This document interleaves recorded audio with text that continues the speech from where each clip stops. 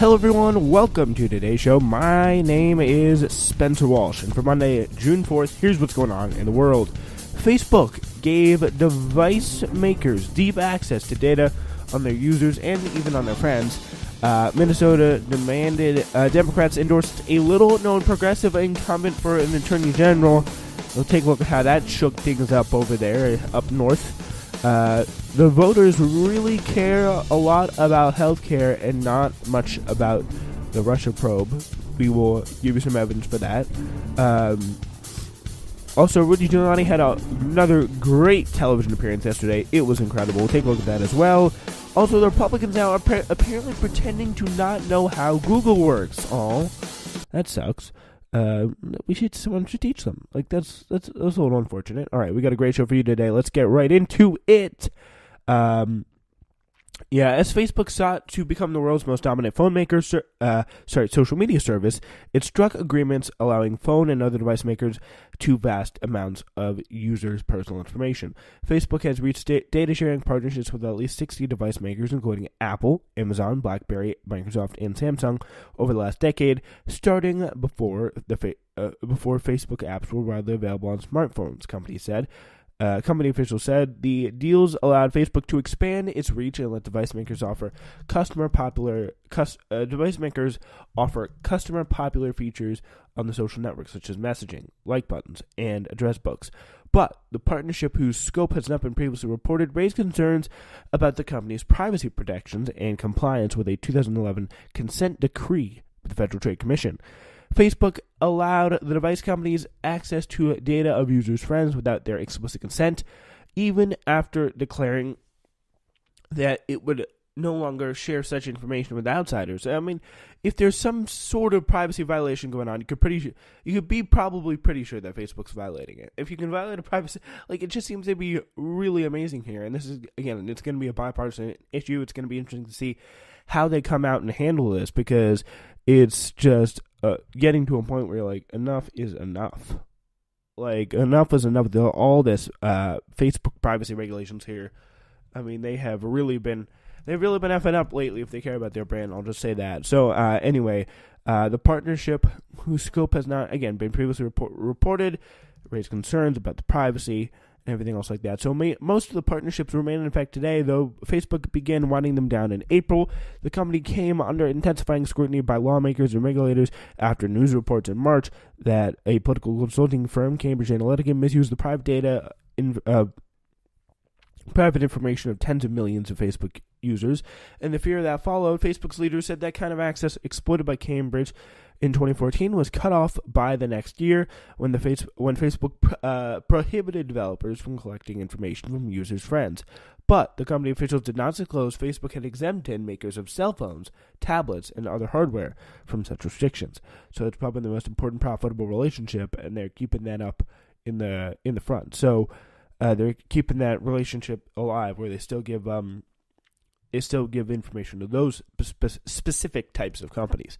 So you may think Facebook or the device manufacturer is trustworthy. Serge Egelman, a privacy researcher at the University of California at Berkeley, who studies the securities of mobile apps. But the problem is that more and more the data is collected on the device, and if it can be accessed by apps on the device, it creates serious privacy and security risks. So, I mean, let's be honest here. I don't think anyone thinks that Facebook or device manufacturers are trustworthy, and if they do, they got another thing coming. In interviews, Facebook officials defended the data sharing consent with its privacy policies, the FTC agreement, and pledges to users. They said its partnerships were governed by the contracts that strictly limit the use of data, including any stored on partner servers.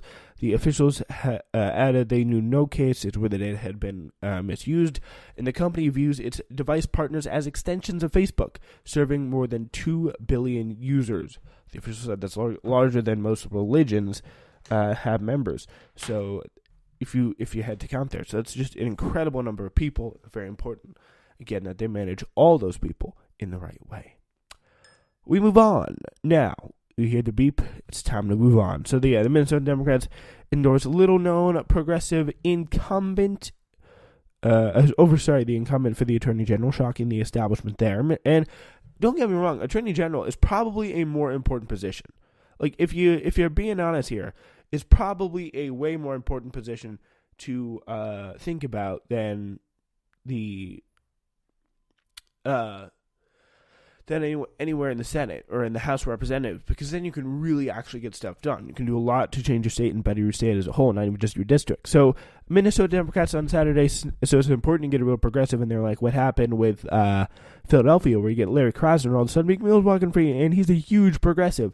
So yeah, Lori Swanson, who's been the Purple State's top law enforcement official since 2006, has been eyed recently by national Democrats as a potential rising star.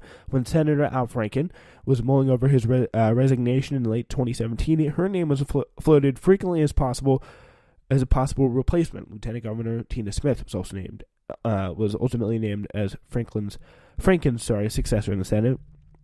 But heading into the Democratic Farmer Labor Party endorsement convention in Rochester, Minnesota, on Saturday, nearly all political operatives expected Swanson to score a landslide victory. But in the unexpected turn of events, just 52% of convention delegates voted back for her reelection. Voted to back her for reelection in the first round of voting, and she fell short of the 60% needed to win an endorsement. Swanson's little-known opponent, Matt Pelican, the 36-year-old first-time candidate with hardly any legal experience, secured 47% of the vote. Rather than trying to court progressive delegates ahead of a second round of voting, Swanson quickly dropped out of the convention process altogether. She may still go on to the August 14th primary without the DFL's endorsement, but offered no hints on Saturday as to what she would do. So they pretty much came out of the convention not endorsing anyone. So they're like, okay, we're going to move on here. But still, a pretty big victory here for Pelican. But because that's a big part of Minnesota, you need to really catch their eye, and they can actually provide a good deal of support. Anyway, so yeah. After Swanson dropped out of the convention, the party did endorse Matt Pelican, the only Democrat left in the race for Attorney General. Speaking at the convention, Pelican said he's running for office because now we need strong and progressive leaders. Now's the time when we need strong and progressive leaders. His top three issues, he told the crowd, are gun control, reigning in the pharmaceutical industry, and antitrust enforcement. To that I say, good job, sir. Good job. Anyway, so on Saturday, he called out the Attorney General. Pelican did. He's been apparently blasting Swanson's record, not for the right, but from the left, so that's pretty cool. On Saturday, he called out the Attorney General for quietly withdrawing from the lawsuit against Trump's travel ban, which he had received high praise for joining, and for being too soft on corporations when litigating consumer protection cases. He slammed the Attorney General for not giving paid parental leave to all her staffers, and for staying silent during the fight on marriage equality. Pelican, who graduated law school in 2012, would be the first openly gay Attorney General in Minnesota history. So for all you identity politics people out there, that would be a pretty cool thing. That's all right. That's quite all right. Yeah, and there's nothing more important. I think it's because Republicans, they have such strong control of the state legislatures. We need to get some control back over the Attorney General with some strong people there. I'm not talking about leave the travel ban lawsuit halfway through, like before it's done. No. I'm talking about people who are going to be in it to win it and really stick around, because I think that's going to be incredibly important down the road and important for our future, that we get that stuff figured out and fixed pretty quickly. So the endorsement of Pelican appeared a more reflection of the party's dissatisfaction with Swanson and her tepid record than it was a vote of confidence in Pelican's ability to win election and serve as the state's top lawyer. With his little name recognition and just a few years of legal experience under his belt, the chances of succeeding in the primary, let alone the general election, are slim. But Swanson's path to victory was assumed to be so guaranteed that three other Democrats who were vying for the Attorney General seat dropped out of the race in February, when she announced her intention to seek re-election. There were Deborah Hillstrom, who's a Minnesota State Representative, Sam Clark, a St. Paul attorney, and Ryan Winkler, a former state representative. Each of them is more traditionally qualified for the role in Pelican, and it is possible that the result of Tuesday's convention will inspire them to renew their bids ahead of Tuesday's filing deadline. The winner of the Democratic primary will face off against former state representative Doug Wardlow, a lawyer and the only Republican in the race. So whoever gets in there, I hope it's not Swanson. I hope it's someone who's marginally progressive and actually has the courage to stick with their guts. Maybe even Pelican, but if some kind of miracle occurs. Hello, everyone. Thank you so much for staying with us today. Our little story for you today concerns a big story, actually, that's kind of been developing over time, is Joy-Ann Reid. She's facing new criticism with the emergence of blog entries discovered in her old blog, The Reid Report. And now it's about whether 9/11 was an inside job or not. This marks now the second new wave of controversial blog posts uncovered from the weekend news host's old blog, The Reid Report, which has been stored on digital archive site, The Wayback Machine. I mean, who knows what else is on there? This is like the Turning the Frogs gay. She was apparently the regular Alex Jones here, and was also quite homophobic back then as well. She was very unfiltered. She did not mess around, that is for sure. In a pair of blog posts from March 2006, which were found on the archive site and published by BuzzFeed News, on Wednesday, this past Wednesday, were shared by the news outlet, shared with the news outlet by an unnamed source. Reid raised questions about the terror attack possibly being conspired upon by the U.S. government. On the old blog, she posted a link to Loose Change, a documentary about the potential for a government conspiracy behind the terror attacks, funded in part by Alex Jones, the conspiracy site InfoWars. So, I mean, I really literally just called it Loose Change. He funded it, and now she's pretty much turning into the Alex Jones of the left, or she used to be, apparently. I mean, she was. There's some things for sure. Before she kind of like sold out to MSNBC, she was a wild one. I will tell you, she was a wild. She had some pretty crazy thoughts. She called Bernie Sanders the clarion voice of the Democratic Party.